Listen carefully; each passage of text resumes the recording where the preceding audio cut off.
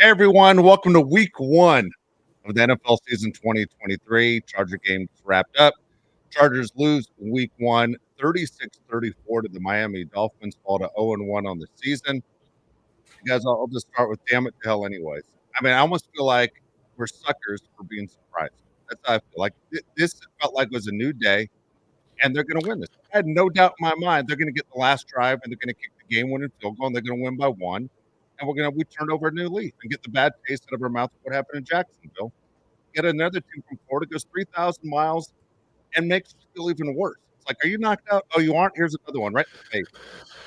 So, never stops.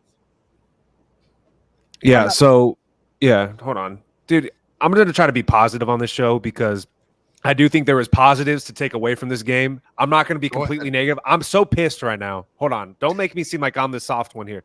I'm so upset right now that I'm going to try to take some positives out of this game. Okay. I need it. All right. We'll start with the negative though, okay? My biggest takeaway from right now, because we're doing this show right after the game just ended. JC Jackson is killing the team. And I know Mario texting me, what do you think about him now after the interception? I'm still pissed, dude. He gets the interception, and then he runs it out to the 5, and then they turn around and do the 35-yard touchdown. He can't cover Tyreek Hill the entire game. Tyreek Hill has over 200 yards. And it's completely because J.C. Jackson, the player we signed from the Patriots, cannot cover anybody. That's my biggest takeaway. I know we're going to get into this, but I'm so pissed at J.C. Jackson right now after what I just saw.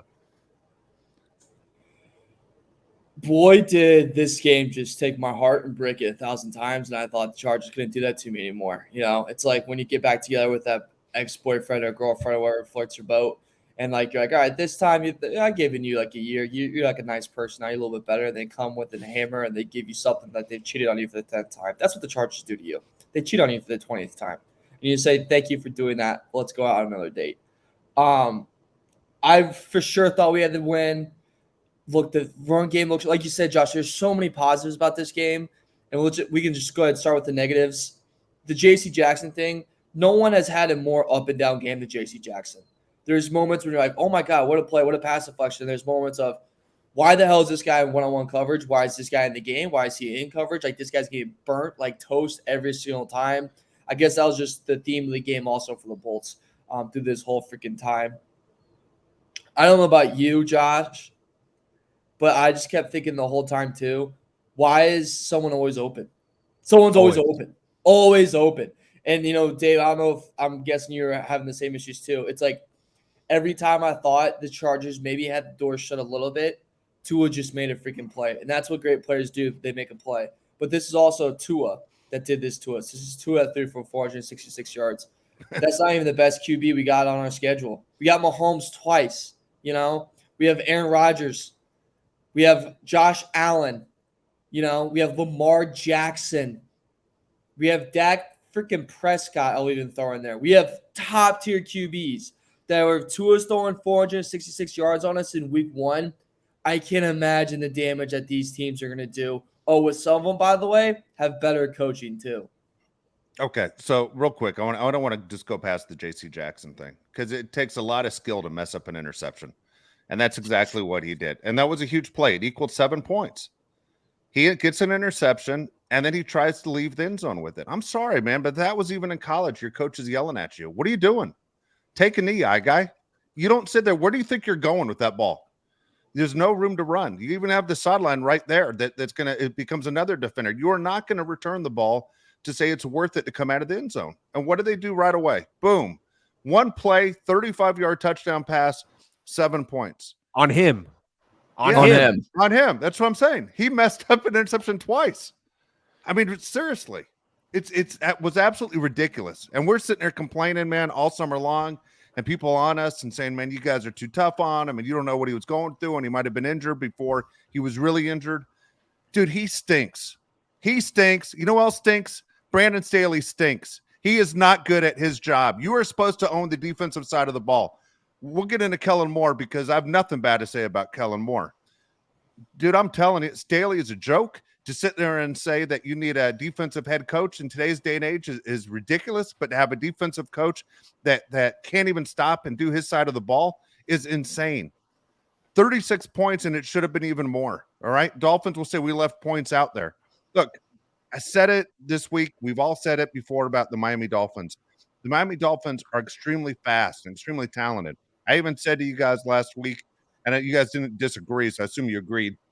These are two of the most exciting teams in football to watch. You sit there and you go, look at the speed and look at the weapons and look how many points. Not looking at the other scores, Mario. I know you probably know right off the top of your head. This had to be the highest scoring game, I imagine, of the day. Oh, yeah. Right? Yeah. Okay. I did have the Charger part right where I said they'd score 34, but that doesn't mean anything because they lose the game and Miami didn't score 24 like I predicted.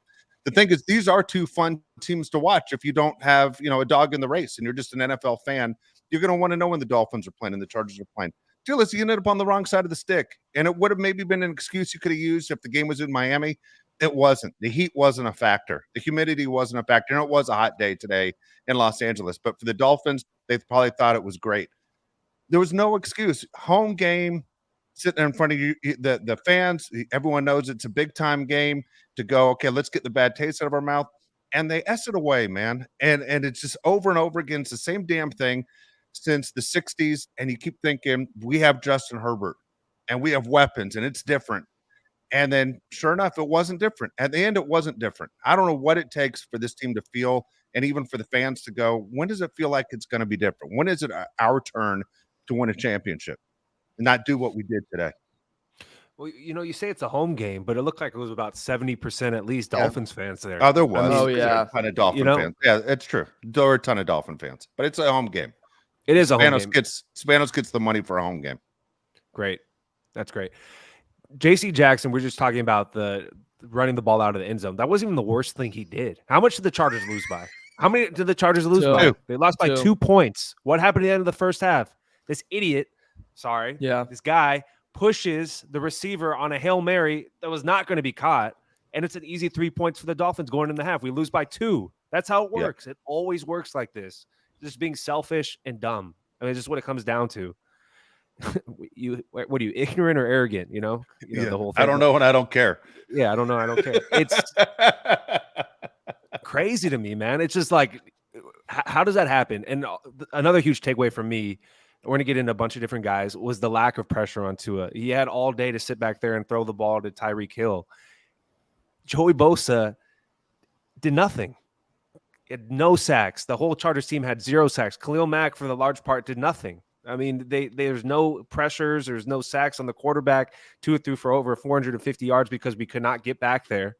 And the 2 guys that we leaned on with Khalil Mack and Joey Bosa were completely taken out of the game. Does that concern you at all, that these guys can't get pressure on the quarterback at all? Yeah, especially with Taron not being out there. It's like, how can we not get home? I mean, the only time I really remember a pass rush is when we got a face mask from Bosa on Tua. It was the most obvious face mask of all time. That's legitimately the only time I remember Tua getting touched. It was ugly, and the worrisome thing too, like J.C. Jackson had a terrible game. The thing at halftime, before halftime, was the dumbest. I mean, I can't tell you how dumb of a play that is. That is the dumbest thing you can do. It is a Hail Mary. It is a coin toss for the other team. It is not going to work out for the other team. That's inexcusable. Wasn't even in the end zone. Wasn't even in the end zone. Wasn't even in the end zone. What are you doing? And like, that's the type of things in the medium when you're like, hey, we're going to do this. And you're going to say, and they go, and if the team's dumb enough, they're going to, push you in the back. They're going to jump on the back of you. Like, they're going to do something really stupid, and then we're going to be in a good spot. And congratulations, we're the dumb idiots. Congratulations, you're an idiot. And that's just what it felt like. The thing I want to get back to, though, is these moments of one-on-one coverage versus Tua. I believe there was one. I'm trying to find it right now. I think it was in the third quarter or the fourth. I want to say third quarter. There's no safety over help over J.C. Jackson. We literally have him on an island versus Tyreek Hill. A corner that played 2 games last year, hurt, got surgery, and we're going to put him against the fastest man in the NFL in a one-on-one coverage with no help over top. That's what we're going to do. Look, JC didn't play a great game. He played a very average to below average game. But your coaching's got to help you. Still, you got to help your players out. You got to put your players in positions to succeed. That's not putting your player in a position to succeed. He's going to fail. You put Tyreek Hill in a position to succeed, and they succeeded. They scored on that. Stuff like that where it's like you're missing the boat. You saw it so many times this game. Tyreek Hill would motion. Obviously, you're in man-to-man coverage. Guess what they're going to do? They're going to cross you out over the middle. Guess what's going to happen? It's going to be wide freaking open. And you know it's coming. You know it's coming. And you still let it happen.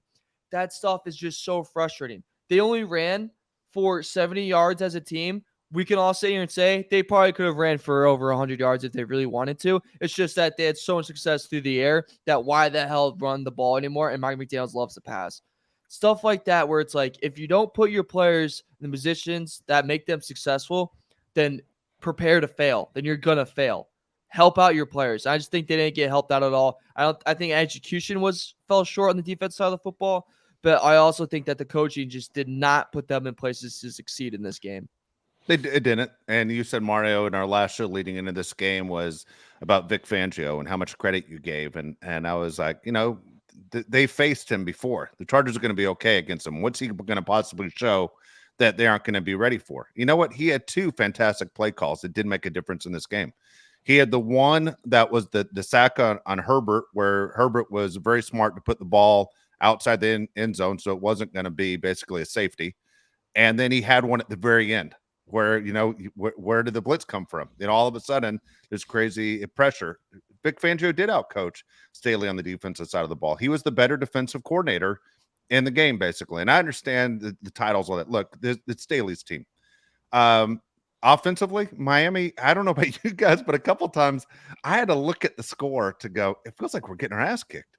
Yeah. I was like there were times where the Chargers were leading, and I'm like, it doesn't feel like we're leading. Like, it feels like Tua can do whatever he wants. He's on his way to throw for 500 yards right now, and Tyreek Hill can do whatever he wants. And, I'm just jumping around on my computer while I'm watching the game, and I just look real quick at fantasy football because I'm playing Josh, and it says I'm going to beat the hell out of Josh. Got such a huge lead. And then I just looked at it and saw Josh beat the hell out of me because he had Tyreek Hill. And I'm like, what the hell just happened here? And all day long, I kept looking at this is the strangest game. Like, I'm having a lot of fun watching it because I believe the Chargers are going to win. Even at the end, I 100% thought they're going to win by 1 after they missed that extra point, Miami, that the Chargers are going to drive down. Cameron Dicker is going to be the hero, and Chargers are going to win, and we're going to say, F yeah, we won the game. We're 1-0. Wait till we go to Tennessee, on to Nashville. And that's not what happened at all. So it's right back to what our number one complaint was after the Jacksonville game. What the hell are they doing on the defensive side of the ball? How can they not stop? Think about it. Jacksonville, I'll go back to it. It was their last drive in the first half, scored on every damn possession in the second half. And then today, Miami just was going to score and pass and do whatever they wanted. It was out of control. This playing Tennessee next week might be the best thing for the Chargers defense to get back on track. But, man, Joey Bosa makes $27 million a year. He didn't earn a dime of that today. He didn't do a damn thing that helped this team win. He didn't. Khalil Mack is old, man. I hate to say it. He's old. And I don't know what part you look at and go, man, I'm really excited about this Chargers defense outside of Derwin James. It's really, really frustrating to go, how are you supposed to win championships with this defense? One guy. You got Derwin James, baby. He's going to show up to play every freaking game, and that's the only guy you can rely on. I don't want to hear anything more about Joey Bosa. Tired of it. We've been hearing about Joey Bosa's potential for the last 5 years. He has spurts where he'll get a sack, but then he'll nowhere to be found. Dave will talk about on shows in the past about him take himself out of the game on third down, which is the money down for a defensive end. It makes no sense whatsoever. There's one guy in defense you can always rely on. It's Derwin James. I want to go back more to what you said about J.C. Jackson, though, real quick. You said you wanted safety over the top, which I agree with you. There totally should be. But I think the Chargers are thinking, we paid this guy to cover people one-on-one. That's why we have him here, so he can do that. Do you think that's a fault of the Chargers just being too confident in J.C. Jackson? I want to know what happens in practice when he goes against guys like Keenan Allen and Mike Williams. Is he locking them down? Why do they have so much confidence to put him against guys one-on-one? Well, I think the other thing I think about that too is at that point in the game, it's not like he was shutting Tyreek Hill down at that moment, right? Like, it wasn't like at that moment that, like, every time he faced Tyreek, he was 0 for 4. Like, no, Tyreek was having a really, really good game, and he still went to it. In practice, you do see the weakness, right? Like, you do see in the one-on-ones when Keenan's beating him, Mike's beating him, Quinn's beating him, Palmer's beating him. Like, you see that. You also know his health. You know where he's at mentally. You know where he's at physically. And the fault to go, we know all this about him. Yes, we're paying him this a lot of money. We're paying him a crap ton of money. But that shouldn't force you to make an in-game decision or make in-game moments and go, all right, just because we're paying him 15 million or whatever exactly it is, I don't know it on top of my head, doesn't mean that we have to force this island situation that only 3 corners, maybe all time, would be able to handle. I think that's a lot to ask, especially a guy just off an injury. I just think that's a lot to ask. Now, if we play the Titans in week 1 and this was him with Woods one-on-one, hell, I even say Hopkins one-on-one, I'd feel more fine with it. But like, hey, maybe especially with the Woods, like get your feet wet with it. But with just throwing him to the Wolves right away and just going with Tyreek Hill, I just think is a bad thing for confidence. It's a bad look for the defense.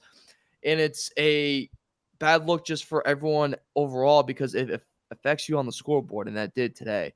So I think it's just a poor situation all around. Back to the pass rushing thing too. I mean, my Lord, can we get something? I thought like when the fumble happened early on in the game, when Tua fumbled the snap, I thought the boys are hungry. Like Fox is gonna get after him, Tui's gonna get after him. Like Mac Bosa, it's gonna be a big deal all day. And then it was just crickets from them. And if you don't have a pass rush in the NFL, see ya. I mean, that's like not being tall in the NBA. You're just not gonna play. Maybe you do it the way Fangio did it. You pick and choose when you're going to put pressure. You know what I'm saying? Yeah. It doesn't have to. Yeah, I mean, seriously, Miami was able to pull it off in the biggest situations when they needed it most. It seemed like the Chargers completely weren't expecting it when it happened. No, they weren't. And Zion Johnson wasn't either. Zion Johnson, for those of you that weren't paying attention, the left guard had the worst game ever for a left guard. I mean, and that's impressive saying, but we had Matt Filer as a right guard last year, who every game for him was the worst game ever. Zion was a turnstile, dude. Like, did you guys notice that Zion was not picking up the blitzes when they brought the pressure? He was not blocking. Yeah. I mean, he just had a horrible game. Run blocking was pretty good. Pass blocking was not good at all. I mean, that's the guy that was a first-round pick a couple years ago. You rely on him to pick up the blitzes. Between him and Jerry Tillery, those are two bad first-round picks up to this point. Zion, I think, was decent last year, but after today's game, you're like, dude, do you know what you're doing out there? Yeah, I'm laughing that you said Jerry Tillery because I was during commercial breaks. I was flipping over to the Raiders Broncos, see what's happening in the AFC West, and the Broncos did that like the 4th and 4 move where they aren't going to snap the ball; they're just going to bark real loud. Jerry Tillery went shooting right across like he was a freshman in high school. Like, dude, what are you doing? They are not snapping the ball. But I laughed because I literally laughed out loud. Jerry Tillery, of course, it was a Charger thing. That was a Charger thing to do. Okay, so looking at the game, because you said we were going to try and say what it was without being completely like the season's over. Because I believe this team has a ton of talent. I don't know how you fix things on the defense side of the ball. The deal is you aren't going to run into the Miami Dolphins style of offense every single week. There are ways for you to get back on track and fix some of these things. Give me the player that is most pleased with his game on the Chargers. Easy. And the player that is most disappointed walking out of the locker room, not for the way he played exactly, but most disappointed in what it says about him. Oh, dude, that's the easiest question ever. No, easy. There's no ooh. I got this in 2 seconds. The guy that's most happy is Joshua Kelly. He had the game of his life. Oh, that's a good call. That's a good call. He's easily the happiest guy today. I wasn't going to go that way. Go ahead. Okay, Joshua Kelly. And the guy that's obviously most pissed off is Mike Williams. I mean, he wasn't even a factor until a little bit at the end, but Mike Williams is supposed to be this big-time receiver. He's barely part of the game today. I mean, you guys might have somebody better, though. I have 2 different guys. Go ahead. Go ahead, Mar. So the player I have that's walking out of the locker room today, I think the most pissed off and the most mad at himself and honestly his play, I think it's Justin Herbert. And no ifs, ands, or buts about it. So if you look at that game, you're in a shootout. I have Justin Herbert too. Yeah, so you're in a shootout against Tua, who Tua's throwing for over 400 yards. Now, he didn't need to throw – Herbert did not need to throw over 200 yards. He just didn't need to. For the first time ever, the Chargers established a run. And we'll get into that more, but, like, the run game was going, so he did not need to play Superman. However, Dolphins score. They do not get the 2-point, or they miss the extra point. So it's a 2-point game. You have the ball. You are the second highest paid player in the NFL. And this is your moment. This is the moment when the Dolphins sit there. You have 2 timeouts, which was because Staley was terrible and challenging the call. But you have 2 timeouts. You have a crap ton of time. and you make one of the biggest mistakes you can make. Intentional grounding. Intentional grounding puts you back 10 yards. Now you're in a really tough spot. Then after that, you get sacked. Not a good spot. And then after that, Vic Fangio, we mentioned earlier, makes a beautiful call on a blitz. Doesn't go in our favor. He ends up on the ground. Game's over. He has to be the most frustrated, most upset, most mad player himself walking out of this game.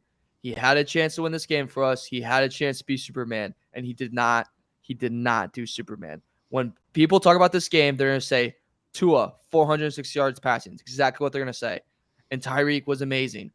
What did Herbert do? He was 23 for 33 for 228 yards and 1 touchdown. And they're going to go, that's just not enough. And they're going to see intentional grounding, and it's going to be a whole ordeal that he lost a matchup with the QB in the same class.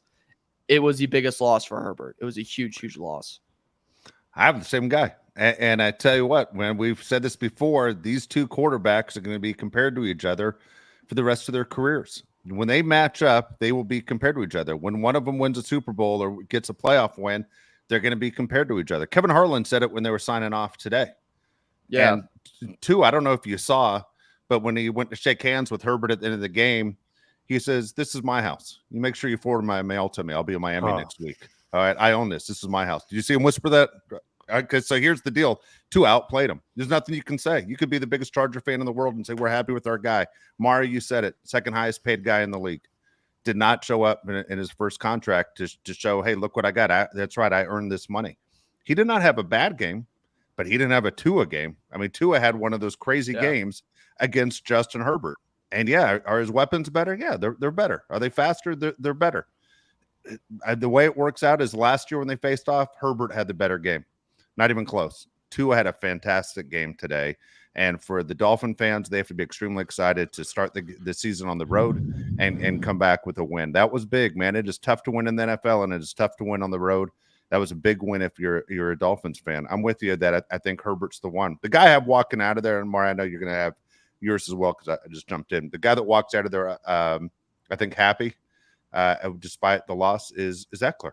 Eckler's like, this is what it was all about.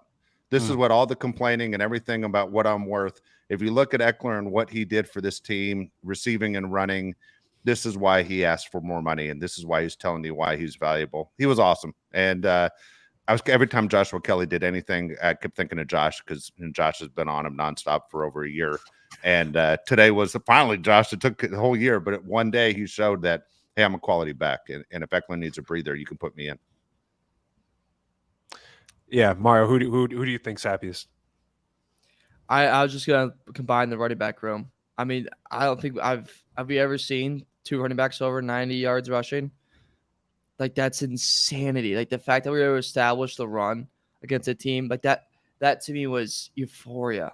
I thought that was gonna seal us the game no matter what. I felt most comfortable winning this game, so I thought we established on the ground. 234 yards total on the ground for the Bolts. 32 carries between Kelly and Eckler. Herbert pitched in with 18, and then Allen had 2 carries for 6 yards as well. So I thought just the run game in general was the ones that keep your head held high. And then defensively, I guess the one you could look at was just Derwin James. He had a great pass deflection in the end zone on that 3rd and goal, and then he tacked on 6 on tackles, but just not enough. We need more of that defense. But the offense, I thought, at least through the run game, was exceptional with Kellen Moore. Absolutely exceptional. Yeah, so that's my big positive when we're talking about being optimistic, was that the Chargers found ways to run the ball. You could tell from the first drive with the Chargers, this is a totally new offense. It's way more dynamic. This is the offense they should have had last season. You try to forget last year and you just focus on this year, and you're happy with what you see. I mean, they even gave a run, like Mario said, to Gerald Everett. You're like, oh, that's kind of cool. It's different. You wouldn't expect that if you're the defense. I like those weird little things. They had Darius Davis on a jet sweep. I like the Chargers switching it up.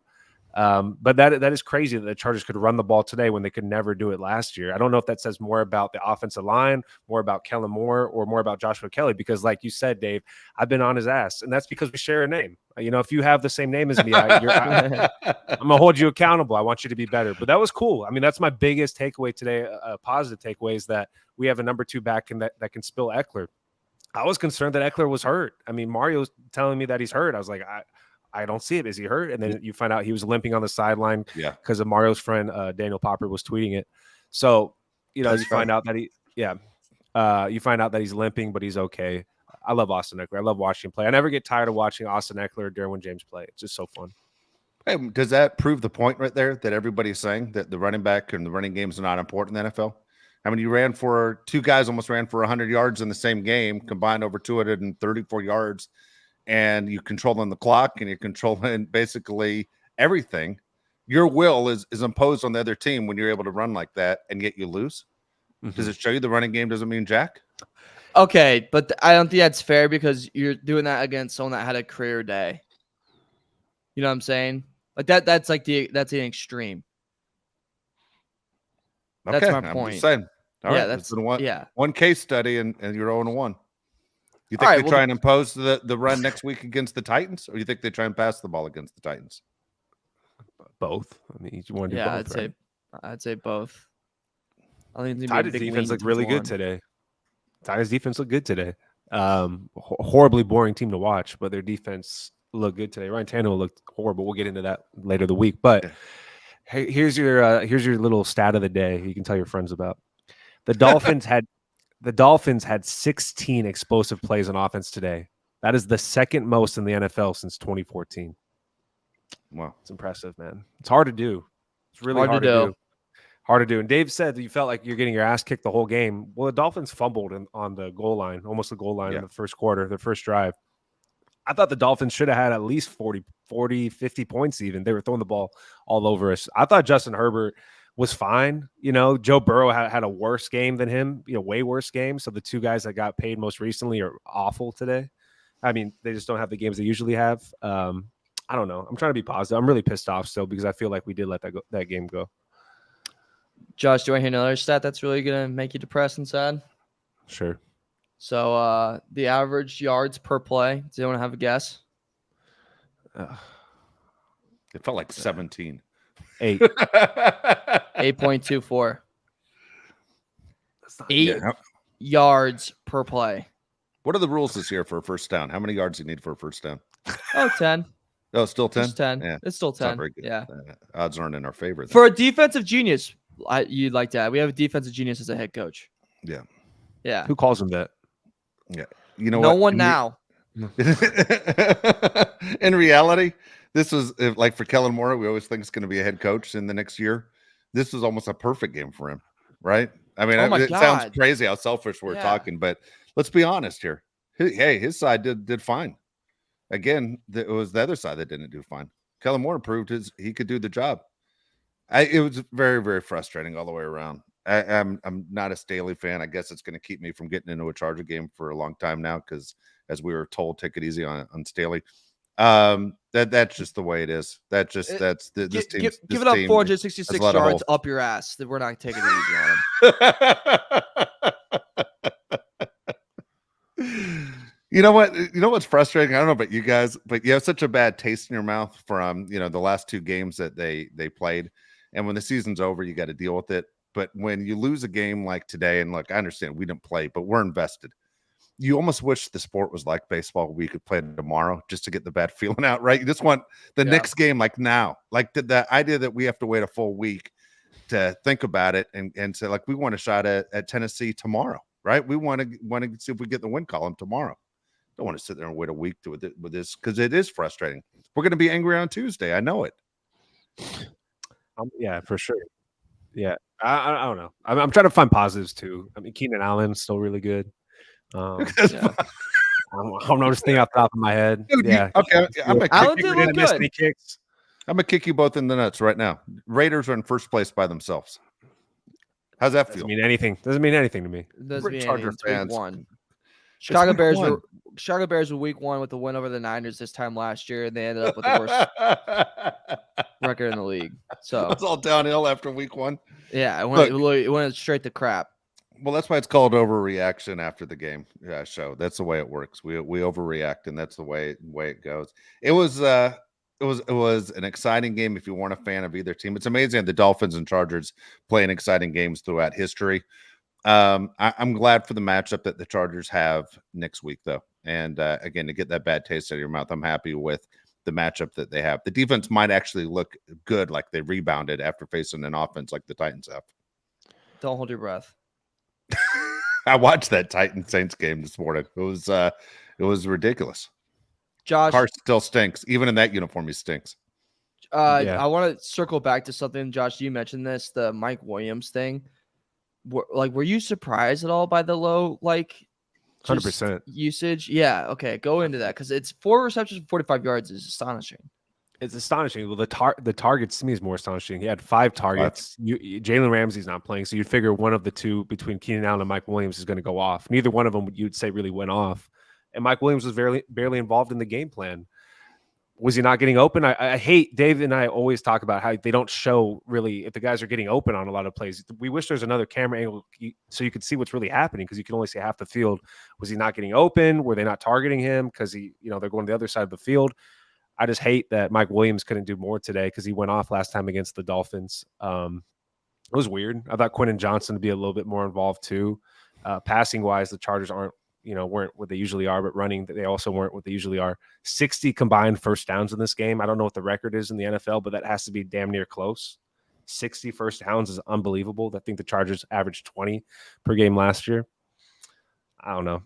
The defense, though, is just so freaking horrible today. I mean, probably like the worst defense in the league, I'm assuming. They gave up 536 yards. Yeah. That's crazy stuff, man. Yep. They'll be number 32 on Tuesday when you look at the rankings. Yeah, 100%. Especially passing. First in rushing. That's it. Yeah, first one, number 1 offense or number 2 offense and number 32 defense is what they're going to be. That's it. So when you look at again, if you're the Chargers and you go into getting ready for your next game, what are you focusing on? What are you concerned about besides just the defensive side of the ball? Forget offense. Kellen Moore, I'm not worried about him. He knows how to do his job. Kellen Moore almost has too many weapons. I'll be honest with you. You mentioned about Mike Williams. Kellen Moore's going to do you see the score? You see how many yards we put up? You see how many first downs? If Mike Williams has an issue with it, tell him to come talk to me. If Quentin Johnson has an issue with 2 receptions and 9 yards, tell him to come talk to me. Mike Williams got hit right in the mouth on one play. I don't know if he was coming back into the game. I mean, it looked like a boxer just taking an uppercut. That was crazy. But Kellen Moore's side, I'm not worried about. Defensively, guys, I don't know. I mean, honestly, I think you have to figure out a way on how you use Bosa and Khalil Mack. And I just listened to Khalil Mack being interviewed, talking about how he approaches this point of his career. And Khalil Mack does some things we go, okay, he changed some plays offensively, but nothing that shows in a stat sheet. And you just go, man, it's not just his fault. There are a lot of guys who are younger than Khalil Mack who aren't doing their job either or can't get to where they need to be. I think that's a great point, dude. People keep saying, Khalil Mack. I'm like, I mean, what do you really expect out of Khalil Mack at this point in his career? I think this is year 10 for him. Yeah. I mean, for God's sakes, the guy's freaking old, NFL old. What do you really want from him? Chris Rumpf didn't play. He was inactive. And Dan Henley didn't play. He's inactive. I want to see those guys come back to add a little something to the defense. I'll add something else that I liked. I liked Eric Hendricks. I thought he was flying all over the field. I love watching him play. Kyle Van Noy is a free agent. If we ever need somebody to, I kind of like the way he played at the end of last year. But Eric Hendricks was flying. That's Mario's guy. He's been big on him for a while, and I thought that was definitely another positive. But Khalil Mack, I agree with you, Dave. Like, what do you really, really expect from him? Maybe a sack for sure. You want him to get a sack in a game, but I don't think we should be relying on him to be a big time impact player because he's just not that at this point in his career. Yeah, I definitely think going to this week, I know we're hammering on the defense, but in reality, it's if your offense puts up 34 points, you're expected to win, right? I'd say anything above 24, it's like, yeah, you're supposed to win. And the fact that you didn't, it speaks to the defense side of the ball.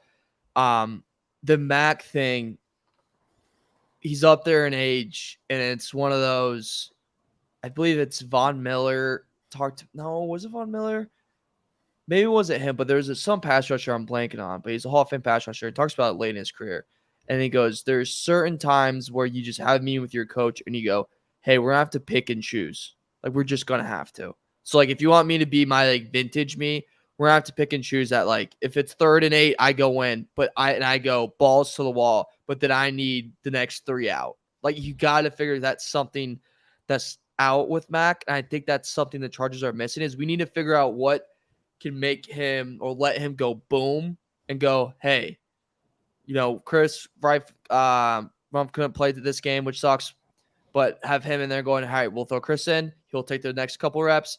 All right, hey, Mac, it's second and whatever. It's third and whatever. We need you big on this. Can you? Yeah, got you. Gotta go. I think the Chargers got to schedule that out. I think the game plan or just the goals for this week is, dude, it's under 250 passing yards has to be a goal. And at least 2 sacks has to be a goal. Against that piss poor O-line that the Titans have and that bad passing game, like if they let up anything, I swear to my freaking life, if they let up anything over 250 in the passing game next week, it's just a freaking disaster. Then take the keys away of that whole defensive coaching staff. Take the freaking keys away. They should be allowed in the building if they give up 250 after this.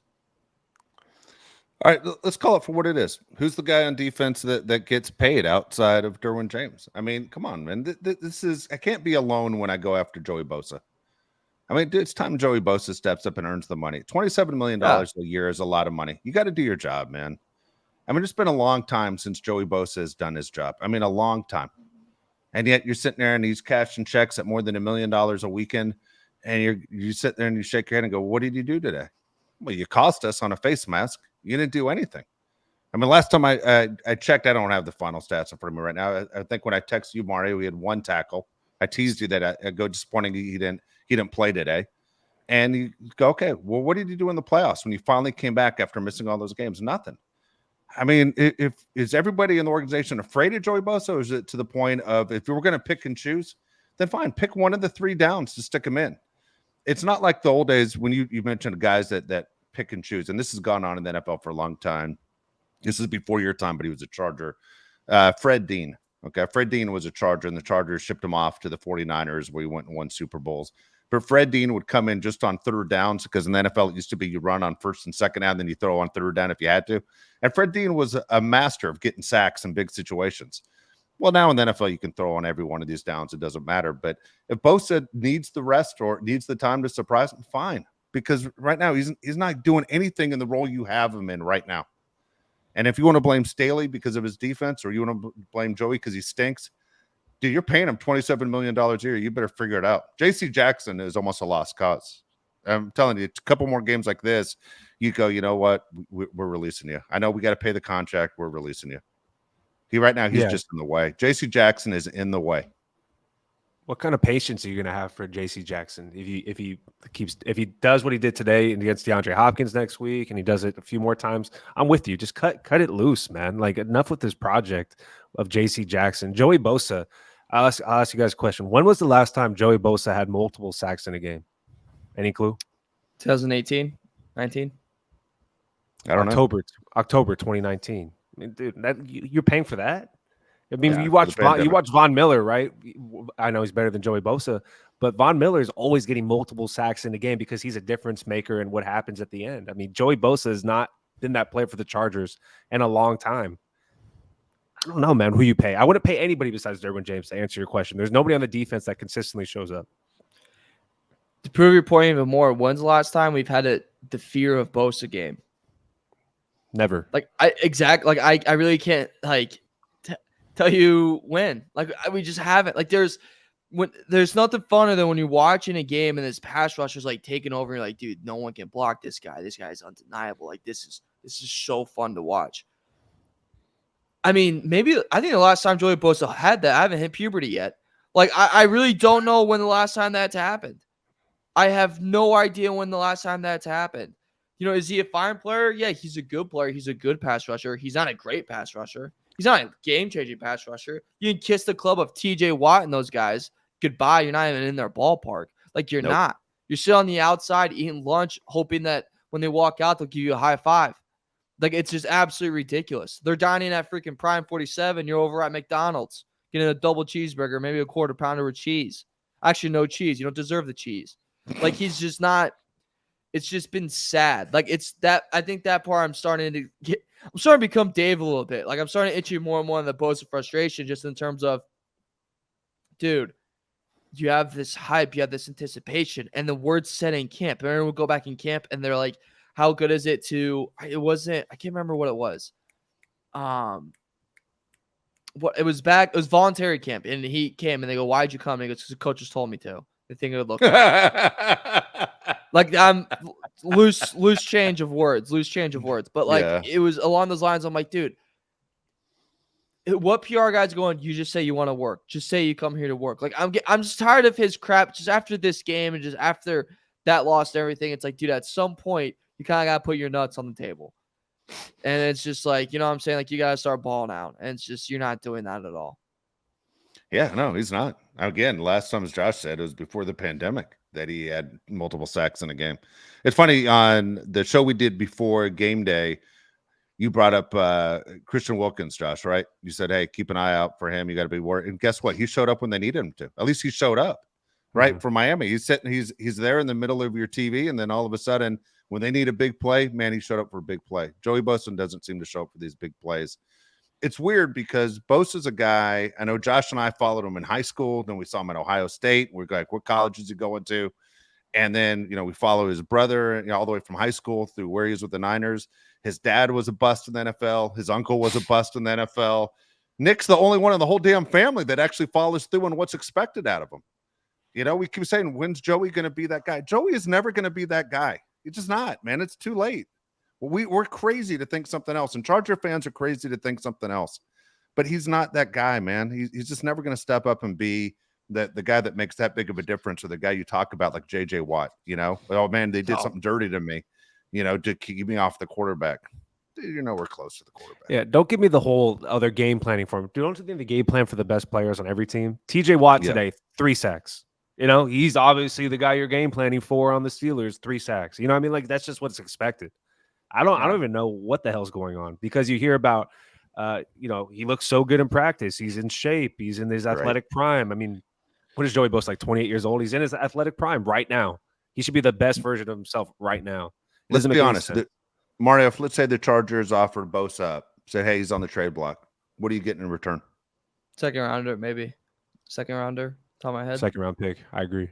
Second round. I think you'd beg for a first and you'd never get. I think you'd aim for first and you'd never get it, and you'd get a second pick. And maybe you get lucky and they'll throw in a little running back prize, cute prize for you. $27 million for a guy that doesn't do anything. I wouldn't trade for him. And to your point too, Josh, like of the game plan, the game plan for him. So he's getting paid in this money of like elite pass rushers at that level. You mentioned the TJ Watt. When's the last time? Slightly different position, but stay with me. When's the last time Aaron Donald's ever gotten a one-on-one? Exactly. You know, he. The answer, by the way, is never. If people that don't watch, never. He is. And he had a sack today too. Yes, like that's exactly like you train all off season for the double team because you know it's coming. You know it's coming. Like, it's not a surprise. It's not like, hello, there's a clown in here. No, dude, it's there's a clown in there, and it's you. Like you know it's coming. It's not a surprise. It's coming, and it's just still, and we just sit on the hamster wheel and we go around. You know what you get from whenever you hear quarterbacks when they say they go against a big time defensive player like a Von Miller, or J.J. Watt, Aaron Donald. What do they always say? After we call the play, first thing you do is you look to see where's that guy. Yeah, I've never heard a quarterback say that once about Joey. Never. First thing I do is go, where's Joey? Because I know he's not going to do anything. So then I look at the rest of the 10 guys on the field and go, okay, what am I going to do? That's kind of where it's going. Sorry, you know, man, he deserves the criticism. He does. He does. And man, I'll tell you, if I was an NFL owner, I'd be looking at the guys too. Like, are the guys I'm paying the most money to actually doing their job? That would frustrate me. The thing I'm torn on with Joey Bosa is like, okay, if you're not getting sacks, get tackles. Like, he's not doing that either. Like, you like, give me one or the other, you know? Like, give me like Max Crosby. I give him credit. He's like, dude, I'm just gonna get the sacks. Like, he had a sack today. He's like, he was great today. Yeah, I'm just going to one series and took all 3 plays in the same series. Great. Love Max. Love watching him play. Watch Jeffrey Simmons next week. Watch 98 yeah. next week. Jeffrey Simmons does the same damn thing. He's the only guy on the Titans. He does the same damn thing. Yeah. Big players show up when they matter. I know it's a different position, but Bobby Wagner is like 80 years old. He had like 19 tackles today. He played a hate game. You know what I mean? Today. Like, yeah, hate game. He's on the wrong side of it again. He keeps being on the wrong side of the hate game.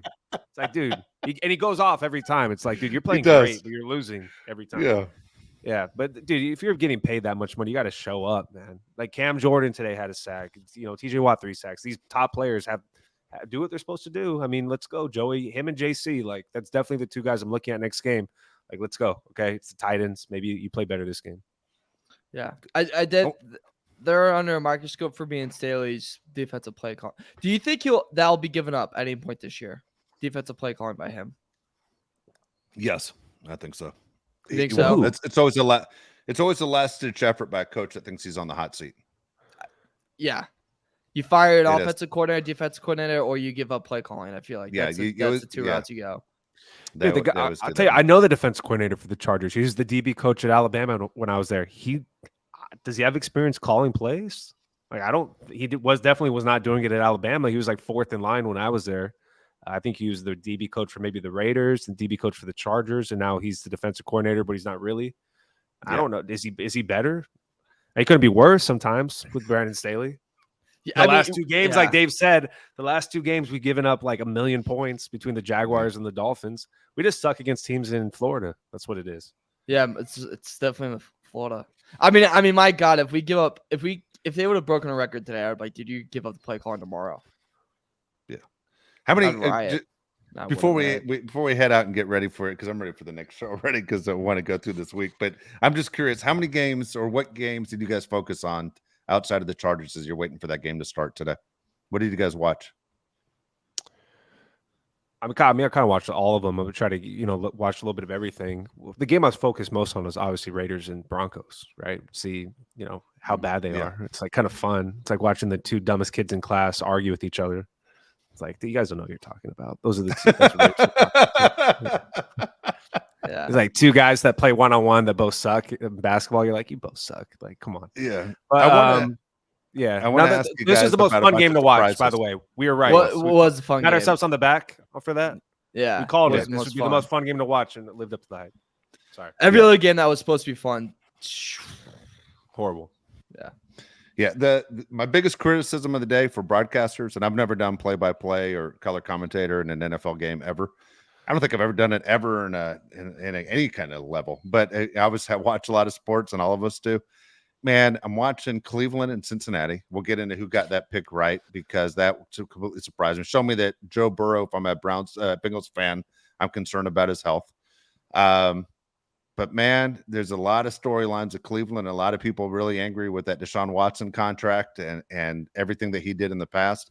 And when that game is over and they have the camera on Deshaun Watson and the announcer says, you could feel it throughout the stadium, this is a big release. And I went, you got to be kidding me. Those are your choice of words. Oh, and I was like, and I'm like, did this guy do the wink to his color commentator? Like, you see what I did there?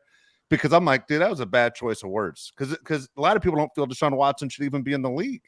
Tyreek Hill shouldn't be in the league, according to me. I'll just put that on me. There are a lot of guys that people are question marks, but you're going, dude, come on, man. You couldn't tell me that just was organic. That just happened. Dude, he said it because he was being a punk, dude. He thought he was being funny. Bad choice of words, man. Big win for the Browns, by the way. Big win. Big Could win. have gone a different way for sure. A different way. All right, we're gonna come back to go ahead. That's not even as bad as the Kentucky broadcaster yesterday. If we're gonna talk about it. That one was way really worse. bad. That one was really bad. I don't even feel comfortable saying what he said, but I'm gonna say it. He was talking about a guy that was a good player for Kentucky that was in the transfer portal, and he said he was a foster child and nobody wanted him when he was a foster child, but now everybody wants him because he's a good football player. Like, whoa, that guy. Yeah. How could you say that on there? Yeah, crazy. Like, geez, dude, pipe it down. Good Lord. That's where announcers are going now. The way announcers are going right now when defenses can't catch their breath and offenses are going up and down the field. Man, this would be a good time for someone to glue their feet to the field so we could get a rest in here. Like, you know what I mean? All of a sudden you drop a U.S. Open crack. I mean, what the hell? What are we doing here? Come on, let's be smart, people. Let's go. Yeah. Clean it up. It's not clean it up. It's not about you. It's about what's going on the TV. As long as Castellanos bombs one to the right. Castellanos, there you go. All right, we're going to come back in 2 days. I really want to get your opinion on the things that surprised you in week one. Because, man, I got a ton of them. I mean, a ton of things I got to say. And I hate to say it, Mark. I got a ton I got to say I'm sorry for. And I was wrong. Yeah. And that's what makes this game great, because there are a lot of them that I was wrong and did not see. Forget about even picking the games, the wins and losses. There were players who stepped up this week that I'll be the first one to go, man, good for them. I did not see that happen. And man, and I'm excited for these guys. I have a new first coach fired, I think. Okay. Don't say it right here. Yeah, I won't. But I think this guy's going to be out by week 8. Quick. Week 8. All Yes. right. That's Yeah. a good deal. All right. We'll be back in a couple days with a brand new show, and we'll see how upset we still are. But Chargers lose, of course, 36-34 final score against the Dolphins, 0-1 next week, taking on the Titans in Nashville. But we're going to talk a lot about the upcoming game, but also things that surprised us in week 1. It's exciting. 2023 season is off. The Raiders, believe it or not, in first place, but we'll talk a ton of Charger football with you and what they have to do to fix it on Tuesday. So for Mario Heron, Josh Palet, I'm Dave Palet. Thanks for listening on the Odyssey app, and thanks for watching and leaving comments on YouTube. Please subscribe. Thank you.